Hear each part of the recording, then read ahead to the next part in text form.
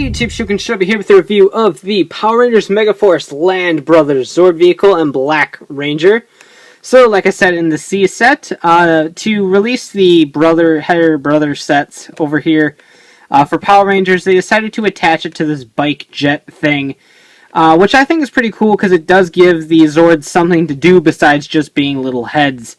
It actually gives them a place to go, something a little fun to do. It does come with a figure, but like most of the kind of cheap bike figures, they are molded into this position to where they can only basically sit on here and do nothing else. So yeah, it does come with 2 power cards, and then of course on the back here it shows all the combinations and the 3 currently available. So let's get it open and take a look. And here we are with the Land Brothers Zord Vehicle out of the package. And just like the C Brothers, it's on a Y-wing shaped vehicle, hovercraft, flying jet bike thing. So this piece does come off. You can mix and match the colors if you want to, but it's not really a necessity. This gold piece comes off. No idea what it's used for, but it comes off. And that's really about it. So you have this Black Ranger figure that's stuck in this little squatting crappy position, both literally and figuratively. And his head spins around, his arm spins around, and his chest symbol looks like crap, and the little detailing on the belt down there isn't that bad, but it's not painted, so it sucks. Helmet isn't painted, it's at least sculpted with the snake logo on it, so it's not horrible, but it's not great either, and it sucks. So pretending that this is a sentient little Zord vehicle thing and not piloted by a crappy painted action figure, we have 3 additional Zords. The Rhino Zord, right here. I'm going to assume it's going to be called the Beetle Zord. It's the Kuwaga header in Gosei, and we don't usually specify Beetles over here, so I'm just going to assume it's going to be the Beetle Zord. And the Tyranno Zord, or the Tyrannosaurus Zord, depending on how specific they're getting in their titles, but it was a Tyranno header in Gosei, and this was a Sai header in Gosei. Sai is Rhino in Japanese. So, yeah, pretty cool. A very obscure lineup of little animals to pick from in this set. So that's always fun. It does roll. Each of these individually roll as well. And they all roll and do absolutely nothing. So Tyranno actually rolls really well because he's got this giant wheel right here. Beetle's just kind of hanging out, doing whatever. And Rhino's back here also doing whatever, so good times.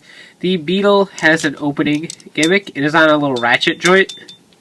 So you have 1, 2, 3, 4, 5 levels of opening, which is actually a bit of an improvement over the Japanese version in a sense.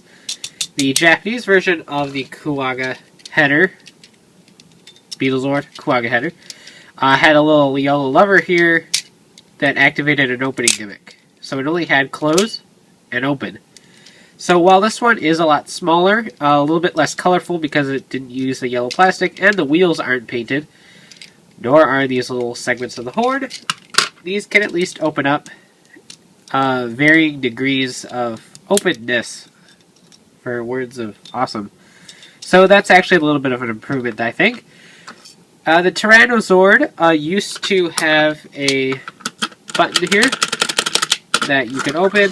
The American release is a lot flatter of a plastic. It's not as metallic as the Japanese one.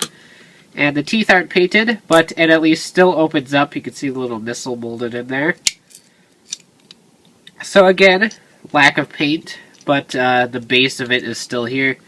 And then the Rhino took the biggest hit, I think, since the side header has this rotating drill ability. And this one doesn't, and it doesn't even spin when you roll it, and you can't even spin, or you can spin it manually. But that's so impractical that it's not even worth mentioning. And of course, the paint applications took a huge hit as normal. So main difference is these all lack their action features, and they all look like kind of like McDonald's toys a bit, but not much you can do about it. So this will form into the Land Megazord because this is such an original name. Take a look at the power cards. You have the Land Megazord, like I said, right here. Then the Land Brothers Zords right here. So the Zords card is P039 and the Land Megazord is P065. So you get 2 power cards with these, just like the C set. Bring in the Gosei Great Megazord. So unlike the C Megazord, these ones actually go onto the feet. So you're going to have to take the Tiger Zord off, attach it to the Megazord port up here. Same with the Snake. So these are going to hang out right here. Tyranno Zord is going to attach it down here where the Tiger Zord was, and the Rhino Zord is going to attach down here where the Snake Zord was. Which is actually kind of cool because now he has a little drill toe. And then the Beetle, the open is probably about right here. Maybe one more notch. Just like that. So that is about as open as it should be. For the helmet, you can open it further if you want to. You can only open it so far. Whatever you want to do is fully okay. What you're going to need to do is fold these wings back just like the C Megazord. Just like that. And he'll form the head because Voltron references are a must to annoy certain people. So, yeah, this combination, I can't actually get the full thing in my camera frame, but this combination is stupid. I don't know why, I don't particularly enjoy it. I don't like the Beetle Zord, there we go. On the helmet, I think it's a really stupid looking helmet. It looks like some sort of weird brickish thing.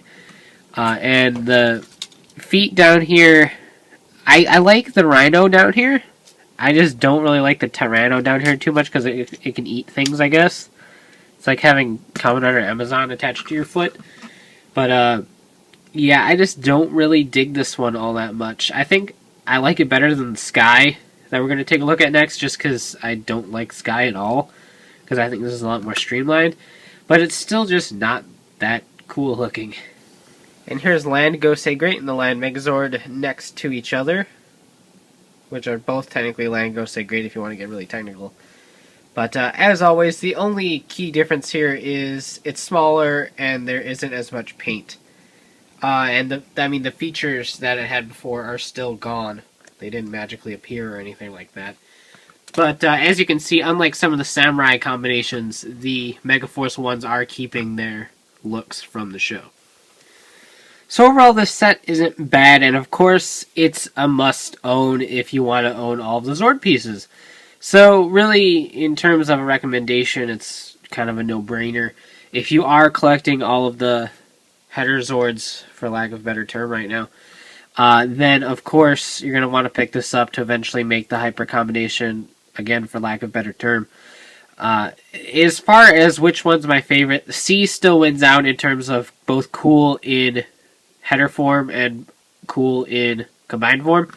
I just love the way that it combines the pirate aspect. I have no idea what this one's trying to do. Like it's got like just a beetle on its head. I don't know what it's trying to show off. But again, it's not a bad combination. It's just not the strongest, but it's still kind of neat in its own regard. I like the lineup of this set with a beetle, a rhino, and a t-rext in one set together. I think is really cool and a lot more of a flair compared to 2 sharks and a manta ray for the C set, and 2 different birds and another dinosaur for the Sky set that we're going to take a look at next. So I love the fact that this one's just a wide range of variety of land animals. But that doesn't really kick it up enough to make it worthwhile over the C set, I think. But again, if you're collecting all the Zords, then it's definitely a must-have. And I do, again, love the fact that you have this little thing to attach it to, since it does give the Zords something to do besides just being little floating heads. So I really do like that. Again, $17.99 at Toys R Us. I'm guesstimating probably $14.99 at most average retailers. Even though they haven't hit there yet as of this recording, since it's November and Megaforce doesn't even air until February. So you can check out cheapandshowme.com for latest updates on my reviews and hauls, as well as a detailed page about the Gosei versus Megaforce toy comparisons. So be sure to check that out. And of course, check out RidersRangersRambles.com, the podcast bringing the latest token news and the craziest way possible. So take care and have a great one. Bye.